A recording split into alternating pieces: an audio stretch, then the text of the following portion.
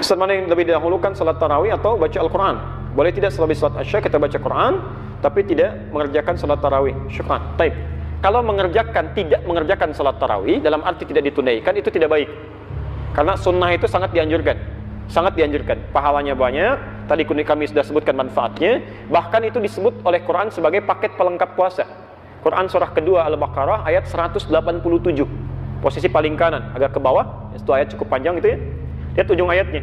Tsumma atimmus siyama ilal lail. Kemudian sempurnakanlah puasa itu sampai dengan menunaikan ibadah malamnya. Ya. Jadi ibadah malam itu menyempurnakan pahala puasa. Bahkan ada yang menyimpulkan, maaf ya, kalau Anda menunaikan puasa di siang hari, malamnya sengaja tidak tarawih, puasa Anda sah tapi pahalanya nggak sempurna. Pahala tidak sempurna. Di tarawih tetap kerjakan. Ya. Mana yang paling utama, apakah tarawih atau baca Quran? Paling utama itu tarawih. Karena saat Anda tarawih, Anda baca Quran juga. Anda baca Quran juga, imam baca, Anda ikut dapat pahala. Ya. Tapi kalau Anda baca Quran tidak mengerjakan sama sekali tarawih, Anda cuma baca Quran saja. Ya, tidak ada pahala yang lainnya. Kecuali kalau Anda niatkan, misal ba'da Isya saya mau baca Quran dulu, terus tidur malamnya tarawih, itu boleh. Sah dilakukan. Ya. Baik. Ustaz, bagaimana hukum memakai siwak ketika berpuasa? Ini kaidah biasa, umum, termasuk amalan mustahab. Dengan catatan, ya. Bahkan Nabi menyampaikan dalam hal ini, laula an asyqa ala ummati la amartuhum bisiwak, ya, inda kulli shalah. Dalam pembahasan ini Anda bisa lihat di halaman mustahab Kitabus Syam, ya, karangan At-Tarablusi di halaman ke-28. Tentang bab ini di halaman ke-29 paling bawah, nomor 4. Ya. Kitabnya As-Syam. Warnanya putih. Taib ya. Nah, kata Nabi, kalaulah tidak memberatkan kepada umatku, tentu aku akan perintahkan umatku untuk bersiwak setiap kali dia akan salat. Kata para ulama, di siang Ramadan justru dianjurkan amalan mustahab. Ya. Jadi amalan-amalan puasa itu, maaf kalau saya agak cepat, ada yang amalan mujawaz yang dibolehkan, jaizatus syam, ada yang makruhatus syam, makruh dilakukan. Ya. Kalau yang boleh itu artinya nggak ada pahala, nggak ada dosa, bisa dilakukan saja. Ya. Seperti misalnya kumur-kumur saat wudu, ya. Kemudian saat di luar wudu tapi situasi panas luar biasa, ingin kumur-kumur boleh. Ya. Tapi kalau menyengaja kumur-kumur nggak ada alasan, itu makruh hukumnya. Ya, khawatir nanti sebagian air bisa tertelan. Ya. Lak, tiba-tiba ada yang masuk, ya. Itu kan masalah. Ya. Time.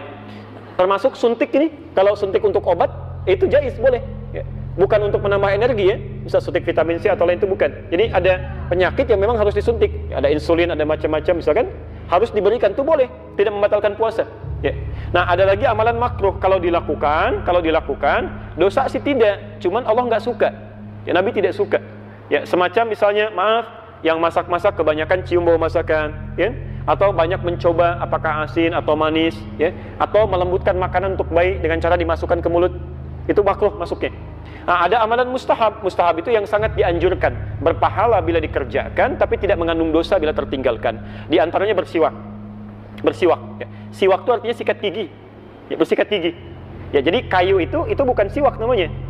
Kalau kayunya disebut dengan udul arak. Ya, kayunya. Kayu digunakan untuk bersiwak. Ya. Jadi Anda boleh menggunakan itu, boleh menggunakan sikat gigi, tapi yang dianjurkan jangan gunakan pasta-pasta yang sekiranya bisa mengumpulkan ludah. Ya. Jadi kalau misalnya Anda gunakan pasta gigi, ya ludahnya misalnya terlalu banyak terkumpul atau diduga sebagian tersisa akan tertelan, itu makruh hukumnya. Makruh, ya. Baik. Baik.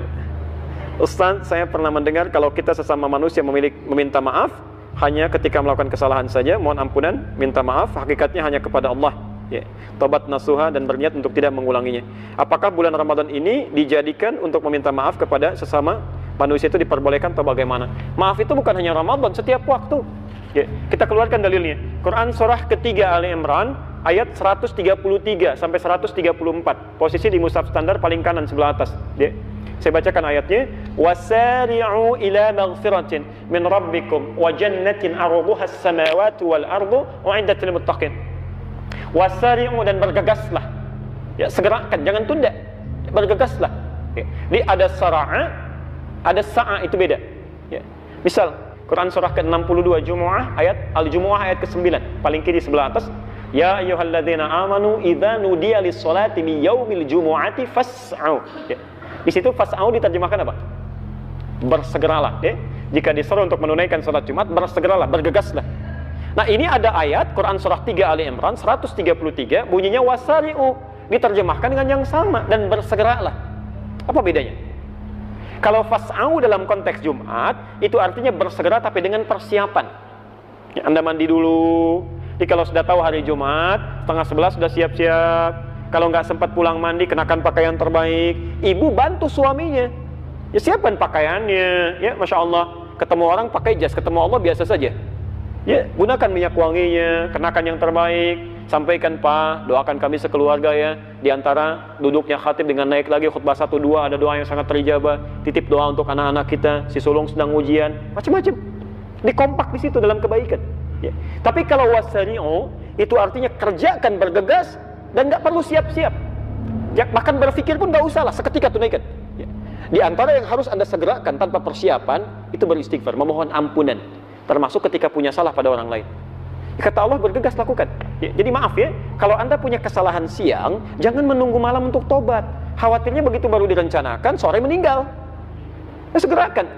Jadi sifat itu segerakan. Jadi kalau Anda punya salah sebelum Ramadan, jangan tunggu Ramadan. Karena khawatir malaikat maut datang duluan. Ayo pulang yuk, tapi kamu belum minta maaf, ayo. Kan? Itu bahaya kan kalau begitu tuh. Hati-hati. Ya, jadi gak usah tunggu Ramadan. Nah, kalau sekarang Anda sadar saat di Ramadan punya salah pada orang, segera minta maaf sekarang. Segera, ya. Bukankah di situ disebutkan, ya wa jannatin arduhas samawati wal ardu uiddat lil muttaqin. Ada orang yang seringkali memohon ampunan kepada Allah, mengevaluasi dirinya, kemudian dia bisa masuk surga seluas langit dan bumi. Ya. Ada seorang sahabat hidup di zaman Nabi. Di hadis riwayat di Musannaf Abdul Razzaq, riwayat Imam Malik, nomor hadis 20.559. Ya. Kalau Anda punya kitabnya, jilid yang ke-11, halaman 187, dari Anas bin Malik. Mungkin di cetakan yang lain bisa berbeda, ya. Ini yang kami temukan. Saya bacakan hadisnya. Ya. Satu kali Nabi Sallallahu Alaihi Wasallam sedang duduk bersama sahabat di Masjid An-Nabawi. Ya. Tiba-tiba beliau berkata begini. Kata Anas bin Malik, fa idza yaqul, tiba-tiba berkata, sayatlu' alaikumul ana min hadzal fajj rajulun min ahlil jannah. Akan nampak pada kita, pada kalian sekarang di pintu yang ini seorang lelaki ahli surga. Fa idza rajulun min ansarin, tiba-tiba yang masuk seorang lelaki kalangan Ansar. Tantathifu lihiyatuhu min atharil wudu, janggutnya masih basah dengan air wudu. Tangan kirinya pegang sandal, masuk mengucapkan salam. 3 kali diulang-ulang, 3 hari berturut-turut, orang itu saja yang masuk. Abdullah bin Amr bin As tiba-tiba mengikuti orang itu, menginap di rumahnya sampai 3 malam. Disaksikan malam pertama tahajudnya biasa saja, tidak bangun dia, tidak serajin yang lain. Bacaan Qurannya tidak sebaik Abdullah bin Mas'ud. Ya, besoknya hari ketiga dia tidak puasa, tidak seperti yang lain. Ya. Ketika akan ditinggalkan bertanya, Anda sih punya amalan apa? Sampai disanjung oleh Nabi, ya sebagai ahli surga. Lihat dengan tawadhunya orang ini berkata, ma illa kama ra'ait. Saya tidak punya amalan istimewa kecuali seperti yang Anda lihat. Illa, kecuali saya hanya membiasakan sebelum saya tidur di malam hari, saya biasakan memohon kepada Allah untuk menghilangkan sifat iri hati dalam diri saya pada nikmat yang Allah berikan pada orang lain, dan memaafkan kesalahan orang yang punya salah pada saya. Anda bisa bayangkan, ya ibadah biasa saja, tapi sholat juga, puasa, cuma nggak terlalu sering, hanya punya keistimewaan menghilangkan sifat iri hati pada orang dan memaafkan kesalahan orang. Kata Nabi, ahli surga itu, ahli surga. Ya. Maka coba kita cek sampai hari ini, ya kira-kira jangan-jangan ibadah ritualnya rajin, sholatnya bagus, puasanya masya Allah, tapi dengan orang tua belum baik, dengan tetangga belum baik, bahkan di rumah belum baik, kan ada celah pada orang lain, ada kata-kata yang belum dengan kelembutan, kan tidak masuk akal. Orang sholat semakin jadi keras, ya lisannya semakin kacau, itu tidak bagus. Ya orang ibadah itu pasti lebih lembut, lebih baik, tipikalnya baik. Ya coba dicek, jangan-jangan kita diberikan kesempatan untuk mengevaluasi itu. Makanya kalimat Qur'annya la'allakum tattaqun. Ingat, ini saya berikan satu informasi ya. Kalimat takwanya ini diungkapkan dengan kata tattaqun, terulang sebanyak 19 kali di Quran. Ya. Semoga dengan puasa itu orang-orang puasa bisa takwa. Takwa itu semua kalimatnya terulang 115 kali di Quran, umumnya terbagi 2. Satu berbentuk ibadah ritual, ya. Al-Baqarah ayat 2 sampai dengan 4 itu. Dzalikal kitabul la raiba fihi hudal lil muttaqin. Apa amalannya muttaqin itu? Alladzina bil ghaib wa yuqimunas shalah wa mimma razaqnahum yunzila ilaik, ya, wa ma unzila min qablik wa bil akhirati hum yuqinun. Rajin salat, rajin baca Quran, rajin infak. Jadi kita saat puasa dilatih itu. Taib. Yang kedua, takwa kedua itu bentuknya itu hubungan muamalah, hubungan sosial, hablum minan nas. Tadi yang saya jabarkan di Ali Imran 133 sampai 134. Ini dua yang dilatih. Makanya saat kita puasa, kita diminta oleh Allah melalui hadis qudsi di lisan Nabi, yatruku ta'amahu wa syahwatahu, kata Nabi, fala yarfuth wala yajhal, jangan mencela orang, jangan berkata kotor, tahan nafsu, jangan diprovokasi, gitu kan? Tahan ini. Nah, yang paling menarik, siapa yang berhasil puasanya? Kata Quran, tattaqun.